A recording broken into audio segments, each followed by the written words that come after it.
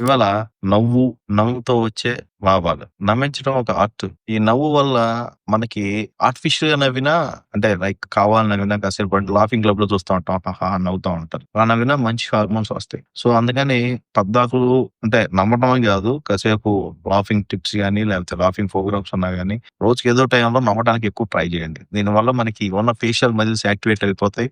ఎక్కువ నవ్వటం వల్ల ఎక్కువ మజిల్స్ ఉపయోగిస్తాం. దాంతో పాటు మనకి ఇక్కడున్న సెకండరీ చిన్ ఏమన్నా ఉంటే అది కూడా డిసపియర్ అవుతుంది. ఆ తర్వాత మనకి చర్మ సౌందర్యం కూడా పెరుగుతుంది. దాంతో పాటు మనకి మంచి హార్మోన్స్ ప్రొడ్యూస్ అవ్వడం వల్ల స్ట్రెస్ అనేది తగ్గిపోతుంది. ఆర్టిఫిషియల్‌గా నవ్వినా, ఈవెన్ ఆర్టిఫిషియల్ నవ్వినా గాని. అందుకే లేడీస్ ఎక్కువ మంది నవ్వుతా ఉంటారు. జెంట్స్ కొద్దిగా తక్కువ నవ్వుతా ఉంటారు. అందువల్ల జెంట్స్ కన్నా లేడీస్‌ది కొద్దిగా ఈజీగా ఉంటుంది. చర్మం అంతా కాంతివంతంగా ఉంటుంది. సో, నవ్వు వల్ల మన చర్మ సౌందర్యానికి, మన బాహ్య సౌందర్యం కాకుండా అంతర్ సౌందర్యం అంటే లోపల హార్మోన్స్ వల్ల స్ట్రెస్ ఫ్రీ లైఫ్ ఉంటుంది. అందుకని నవ్వడానికి ట్రై చేయండి. నవ్వొచ్చే సిట్యుయేషన్ క్రియేట్ చేసుకోండి. చిన్న చిన్న వాటికి ఆనందపడటం నేర్చుకోండి.